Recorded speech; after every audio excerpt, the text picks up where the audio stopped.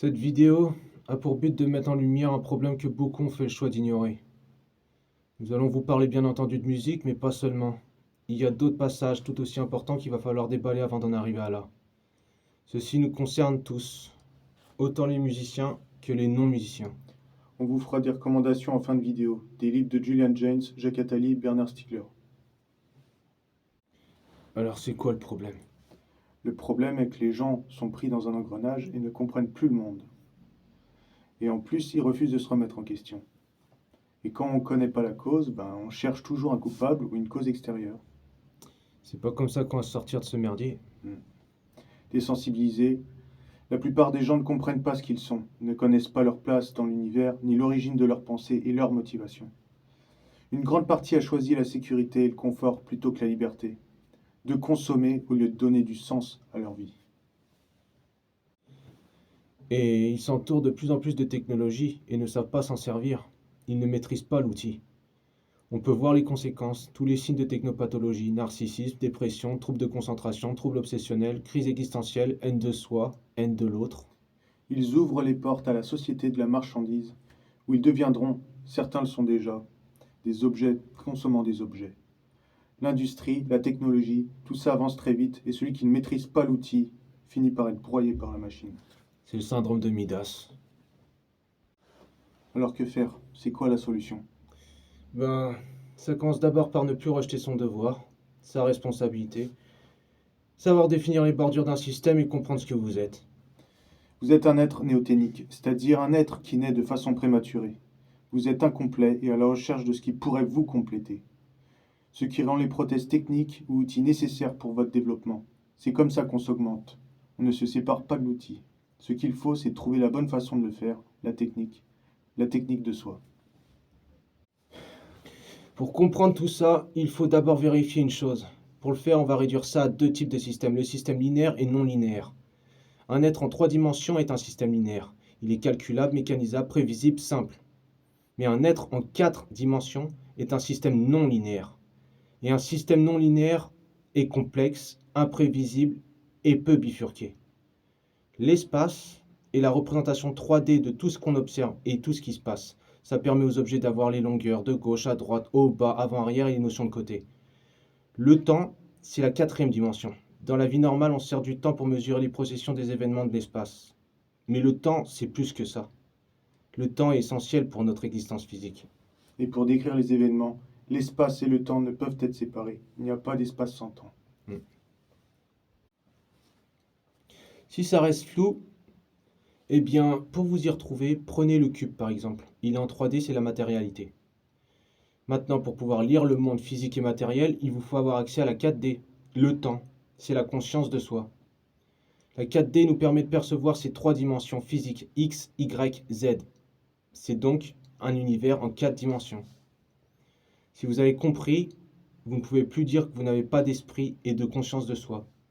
Vous êtes un point dans l'espace et le temps, un être capable de se représenter. Vous savez définir les choses. Il y a plein de livres sur la 4e dimension. Celui de Rudy Rucker, par exemple, si ça vous intéresse. On vous parle de ça parce qu'il y a des gamins qui ont été exposés très tôt aux écrans du genre smartphone. Ils sont comme des autistes, mais c'est pas des autistes, c'est autre chose. Ils sont incapables de traverser le milieu d'une pièce, ils longent les murs. Parce qu'ils ont une notion de l'espace en 2D, en 2 dimensions. Voilà, donc il faut maîtriser l'outil. Maintenant, passons à la suite. Tu es et t'existes. Mais c'est quoi exister? Exister, c'est le besoin de singularité. Et ça se fait pas autrement qu'en s'individuant psychiquement, collectivement et techniquement. Faut penser, apprendre, créer, se construire et produire avec authenticité. Il faut développer l'intelligence du cœur, savoir juger et savoir établir des limites à votre liberté pour éviter la cannibalisation. Comprendre la conscience. Ce qui est retenu ou recueilli par la conscience, on appelle ça des rétentions.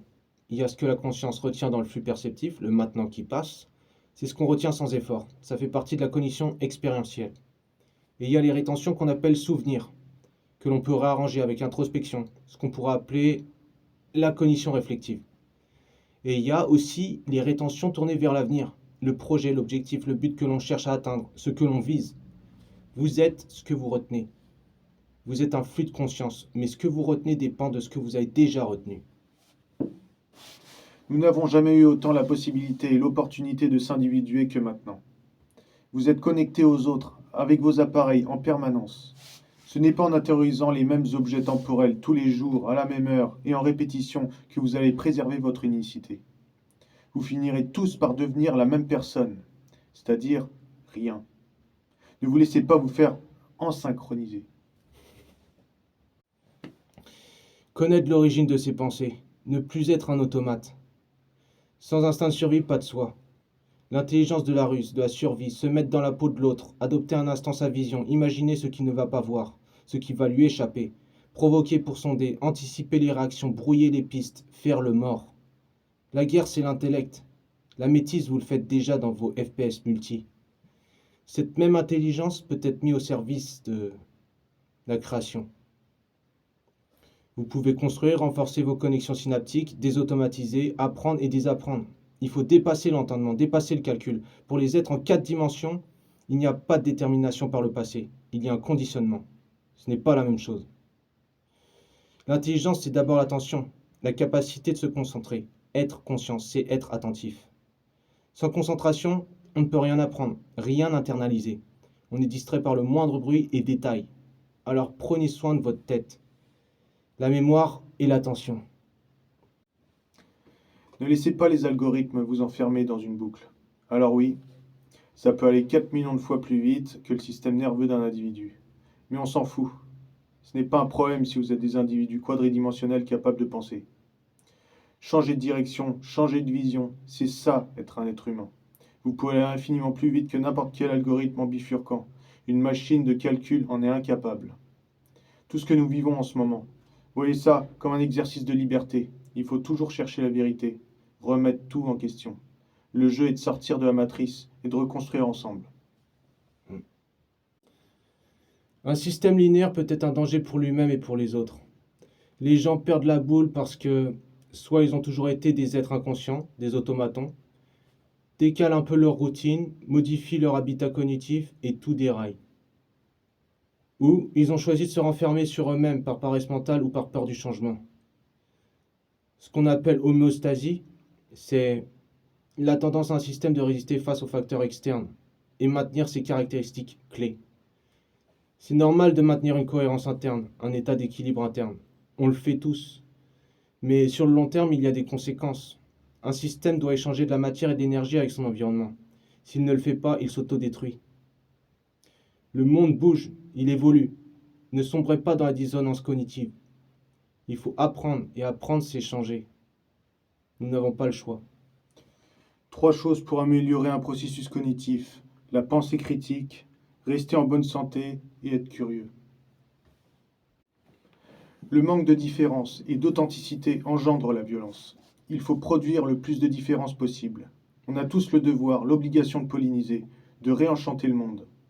Un consommateur n'est qu'une mouche au service de l'économie de la mort, tandis qu'une abeille est au service de l'économie de la vie. Vous comprenez, il faut polliniser. Ne vous contentez pas de consommer le goût des autres, de juste passer le temps. Tirez-en quelque chose. Vous aussi, vous avez votre mot à dire dans tout ça. Contribuez de votre unicité. Le flux de conscience que vous êtes est le produit de l'environnement. Mais vous êtes des êtres conscients, donc capables de se projeter dans l'avenir. Maintenant, réorganisez vos rétentions et produisez de la différence. La cognition est dépendante de l'environnement.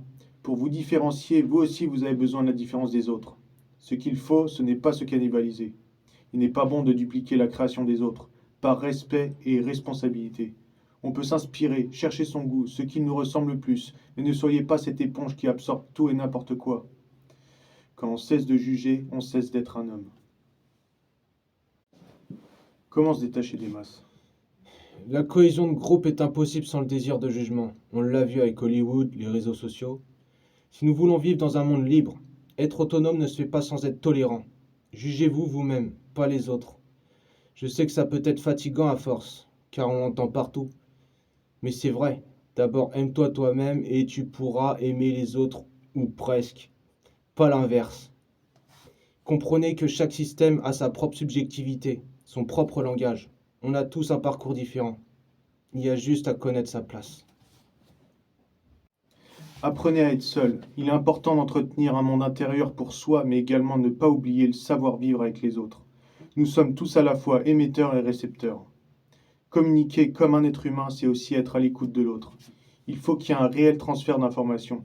Ne pas utiliser la parole dans le but de dominer, de faire taire, de seulement s'écouter parler.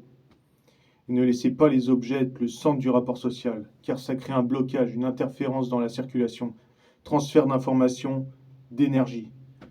Par exemple, comme ces gens qui se filment en train de donner aux sans-abri dans le but de générer des likes. Ou comme au Japon où tu payes une somme pour avoir un ami d'une heure pour juste discuter. Faut que ça change.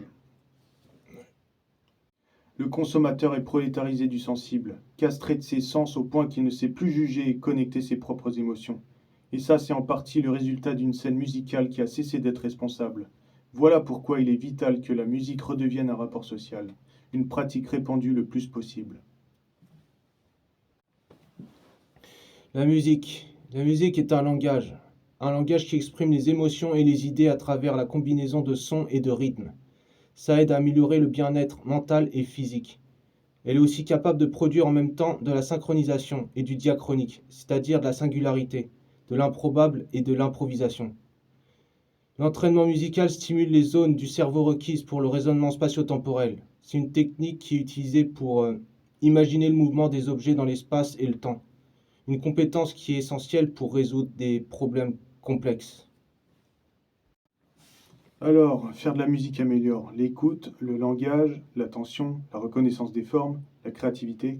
Renforce la mémoire, aussi la connexion mentale et physique, les facultés motrices, comprendre les émotions et augmente la communication entre les deux hémisphères du cerveau. En gros, la musique et la mathématique sont bien plus connectés qu'on pourrait l'imaginer. Et ce n'est pas tout. La musique est un moyen de percevoir le monde et même l'avenir. C'est un outil de connaissance. Le son, la musique, fait entendre ce qui est à venir plus vite que la réalité matérielle en est capable. Il faut lire Bruit, qui date de 1977, écrit par Jacques Attali. Qu'est-ce que tu as à dire sur les musiciens aujourd'hui? Une grande partie sont enfermés dans le volume et se contentent de se cannibaliser entre eux.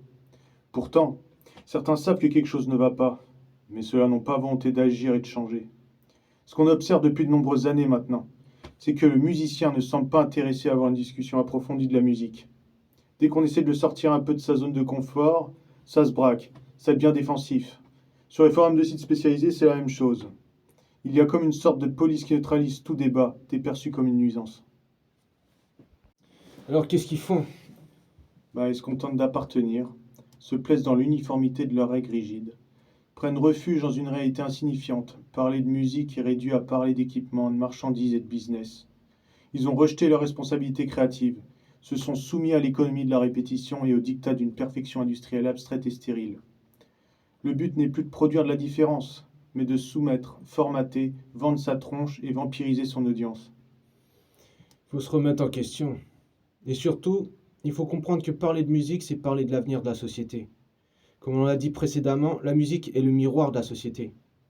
Vous avez compris ce que ça signifie? Il est grand temps de changer de cap. Combattez l'hypersynchronisation, être à la hauteur des enjeux et à arrêter de ronronner.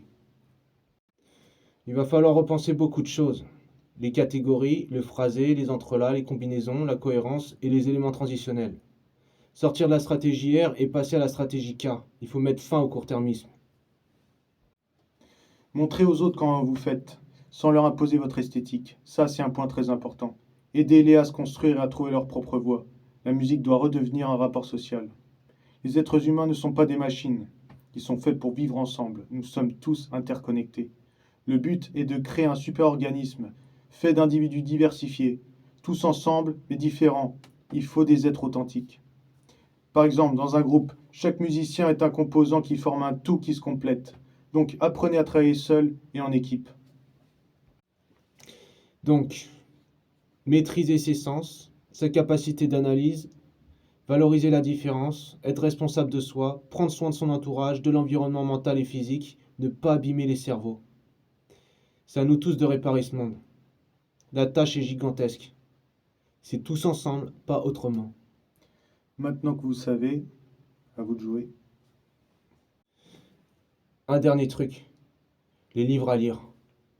Jacques Attali, Bruit et Lord Cannibal. Bernard Stiegler, La technique et le temps.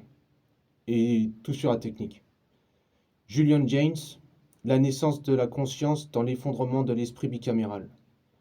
Norbert Wiener, La cybernétique. Et Rudy Rucker, La quatrième dimension.